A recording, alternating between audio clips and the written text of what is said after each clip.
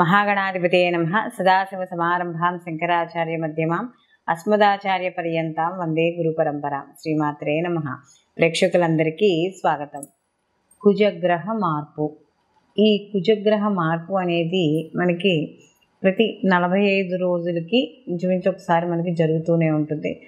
మధ్యలో కుజుడు వక్రీకరించడం, స్తంభించడం ఇలాగా మనకి జరుగుతూ ఉంటాయి. అయితే ఈ కుజుని యొక్క సంచారాన్ని అనుసరించి ఇక్కడ ద్వాదశ రాశుల వారికి శుభాశుభ ఫలితాలు అనేవి ఉంటాయి. అంటే అక్కడ కుజుడు ఉండే స్థితిని బట్టి ఏ భావంలో ఉన్నాడు, ఆ భావాధిపతి ఎవరు, ఇవన్నీ కూడా మనం లెక్కలోకి తీసుకున్న ద్వారా మనకి ఈ మిగిలిన అంటే ఈ ద్వాదశ రాశుల వారికి కూడా వాళ్ళకి ఎటువంటి పనులు చేపట్టవచ్చు, ఎటువంటి పనులు చేపట్టకూడదు, అసలు వాళ్ళకి ఉండే ఆ యొక్క కుజుని యొక్క ప్రభావం వాళ్ళ యొక్క జీవితం మీద ఆ 45 రోజుల పాటు ఎలా ఉంటుంది, ఇలా రకరకాల మార్పులు ఏం జరుగుతాయి, ఇవన్నీ కూడా మనకి తెలుసుకోవడానికి ఎక్కువ ఆస్కారం అనేది ఇక్కడ మనం గోచార పరంగా మనకి కనబడుతూ ఉంటుంది. అయితే గత కొంతకాలంగా కుజుని యొక్క సంచారం అనేది కాస్త కొంచెం అంటే కొద్దిగా ఏం జరుగుతుందో ఈ కుజ మార్పు వల్ల అనే ఒక కొద్దిగా భయం అనేది కనబడుతుంది. అంటే ఆ ఇచ్చే ఫలితాల వల్ల భయం. కారణం ఏంటంటే ఈ యొక్క కుజుడు ఇటు రవితోనూ అలాగే శని భగవానుతోనూ రాహుతోనూ కూడా కలిసి ప్రయాణం చేయడం అనేది జరుగుతోంది. కాబట్టి ఈ 3 గ్రహాలు కూడా మనకి పాపగ్రహాలు, అందులో భ్రమని కలిగించే గ్రహాలు, కాస్త కొంచెం ఇంకొకటి బద్ధకం కావచ్చు, క్రోధము. కుజుడు కూడా కొంచెం హైపర్ కొద్దిగా కొంచెం టెంపర్ ఉండేటట్టుగానే మనకు కనబడుతూ ఉంటాడు. ఆయన సైన్యాధ్యక్షుడు కాబట్టి ఎప్పుడూ కూడా ఒక ఉద్రేకం, కోపంతో కలిగి ఉంటాడు కుజుడు. అలాంటి కుజుడు మిగిలిన పాపగ్రహాలతో కలిసినప్పుడు కొంత శుభ ఫలితాలు ఇవ్వడం అనేది తగ్గుతుంది.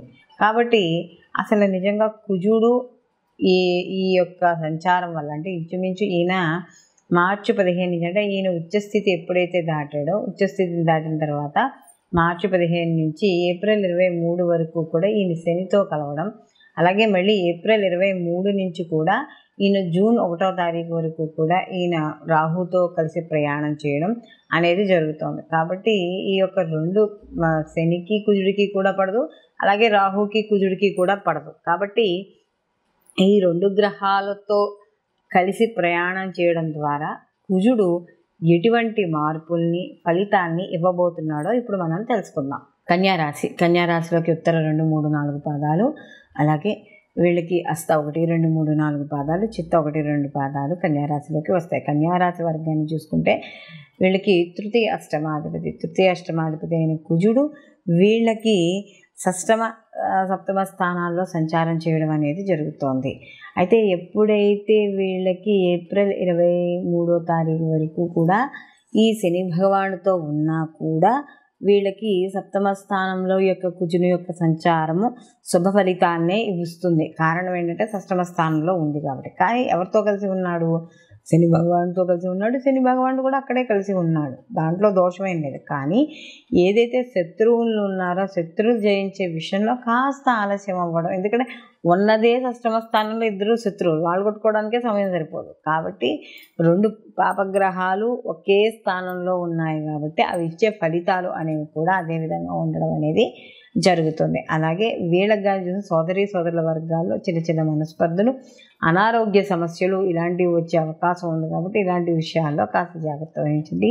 భార్యాభర్తల మధ్య కావచ్చు, భాగస్వామి వ్యాపారంలో కావచ్చు చిన్న ఇబ్బందులు ఏర్పడడం అనేది ఖచ్చితం. ఎందుకంటే వీళ్ళకి కానీ చూసుకున్నప్పుడు ఈ యొక్క షష్టమాధిపతి అంటే ఏదైతే షష్టమాధిపతి ఉన్నాడో దాన్ని సప్తమంలోకి మారుతాడు. సప్తమంలోకి మళ్ళీ ఎవరితో కలిసి ఉంటాడు? రాహుతో కలిసి ఉంటాడు. ఎప్పుడైతే సప్తమ స్థానంలో రాహుతో కలిసి ఉన్నాడో ఈ యొక్క కుజుడు అంటే మనకి ఏప్రిల్ 23వ తేదీ నుండి మనకి జూన్ 1వ తారీఖు వరకు కూడా ఈయన అక్కడే ఉంటాడు. కాబట్టి కాస్త ఫలితాలు అనేవి ఆలస్యంగా వచ్చే అవకాశం అనేది ఎక్కువగా ఈ రాశి వాళ్ళకి కనబడుతోంది. అలాగే వీళ్ళకి కానీ చూసుకున్నప్పుడు ఈ షష్టమ స్థానంలో సహజంగా రుణ విముక్తి, రోగ విముక్తి ఇలాంటివన్నీ కూడా పొందడం అనేది జరుగుతుంది. కానీ ధనలాభము, కీర్తి, గౌరవాలు ఇవన్నీ పొందుతాయి. కానీ ఈ వచ్చేవి డబ్బు కానీ, ఆర్థిక పరంగా కానీ, ఆరోగ్యపరంగా కానీ, సమాజపరంగా పేరు కానీ ఇవన్నీ కూడా నెమ్మదిగా రావడం అనేది జరుగుతుంది. అయితే దీంతో పాటుగా గోచార ఫలితాలు ఏవైతే ఉన్నాయో అవి కూడా పరిగణనలోకి తీసుకోవాలి. ఎందుకంటే ప్రతిదానికి కూడా అంటే ఈ కుజుడు ఏదైతే మార్పు ఉందో కుజుడికి శని భగవాన్తో కలవడం వల్ల ప్రతిదానికి కూడా రియాక్ట్ అయిపోతూ ఉండడం, కోపంగా ఉండడం, సహనం తక్కువగా ఉండడం ఇలాంటివి ఉంటూ ఉంటాయి. కాబట్టి ఇలాంటి ఉన్నా కూడా ఈ యొక్క కుజుడు ఉండే స్థితి ఎప్పుడైతే షష్టమ సప్తమ స్థానాల్లో ఉన్నాడు కాబట్టి కొంచెం సాధ్యమైనంత వరకు ఏదైనా ఏప్రిల్ 23 తర్వాత జీవిత భాగస్వామి విషయాల్లో కానీ, ఏదైనా వ్యాపారం చేస్తున్నప్పుడు కానీ, లేకపోతే స్నేహితుల మధ్య కానీ, చుట్టాల మధ్య కానీ మొహమాటాలకు పోయినా కాస్త అవి చిలవలు పెద్ద గొడవల కింద అవుతాయి. కాబట్టి ఏదైనా సరే స్టార్టింగ్లో ఉన్నప్పుడే వాటిని కట్ చేసుకోవడం ద్వారా కొన్ని రకాలైన శుభ ఫలితాన్ని పొందడం అనేది జరుగుతుంది. ఈ కన్యారాశి వాళ్ళు కానీ చూసుకున్నప్పుడు ఈ యొక్క కుజుని యొక్క మార్పు దీనివల్ల వీళ్ళకి ఈ ఏదైతే షష్టమ సప్తమ స్థానాల్లో ఈయన సంచారం అనేది జరుగుతోందో వీటి నుండి కొంత ప్రతికూల ఫలితాలు కూడా కనబడుతూ ఉంటాయి. కాబట్టి ఈ ప్రతికూల ఫలితాలను తట్టుకోవాలి అంటే తప్పనిసరిగా ఈ యొక్క కన్యారాశి వాళ్ళు ప్రతిరోజు కూడా సుబ్రహ్మణ్య కరావలంబ స్తోత్రాన్ని చదువుకోవడం, సుబ్రహ్మణ్య ఆరాధన చేయడం, వీలైతే మీకు దగ్గరలో ఏమైనా సుబ్రహ్మణ్య స్వామి గుడి ఉంటే దగ్గరలో ప్రతిరోజు వెళ్ళి దర్శనం చేసుకుని రావడము.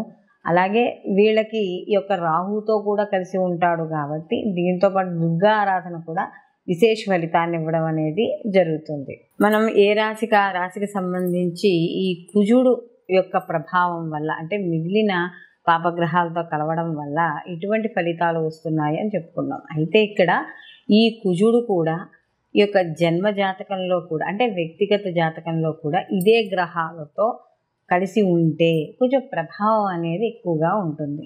కాబట్టి ఇలాంటి ప్రభావాన్ని తగ్గించుకోవాలన్నప్పుడు కుజుడికి సంబంధించిన స్తోత్రాలు కానీ లేదా కుజుడికి అధిష్టాన దేవత అయిన సుబ్రహ్మణ్య ఆరాధన కానీ ఇలాంటివి చేయడం ద్వారా కొంత వీటి యొక్క తీవ్రత అనేది తగ్గుతుంది. అయితే వీటితో పాటు అంటే ఇది గోచార ఫలితం అయినా కూడా గోచార ఫలితంలో కూడా మనకి ఈ మంచి చెడు అంటే మనకి ఈ యొక్క ఏవైతే ఈ గ్రహాల వల్ల మనకు వచ్చే ఇబ్బంది అంటే ఆ యొక్క సంచారం వల్ల ఇబ్బంది ఏవైతే ఉన్నాయో ఆ ఇబ్బందులను తగ్గించుకోవడానికి మాత్రం దైవారాధన అనేది చాలా అవసరం.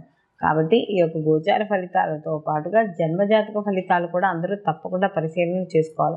కానీ ఇదే సమయంలో సేమ్ జన్మజాతకంలో కూడా ఇదే స్థితి కానీ ఉన్నట్టు ఎవరికైనా ఉంటే వాటి ప్రభావం అనేది కొంచెం ఎక్కువగా ఉండడం మంచైనా చెడైనా కాస్త ఉంటుంది. కాబట్టి అలాంటి విషయాల్లో జాగ్రత్త తీసుకుంటూ మనం ఏవైతే రెమెడీస్ చెప్పుకున్నామో ఆ రెమెడీస్ని చేసుకోవడం ద్వారా కొంత ప్రతికూల ఫలితాలు తగ్గి అనుకూలమైన ఫలితాలు పొందడం అనేది జరుగుతుంది.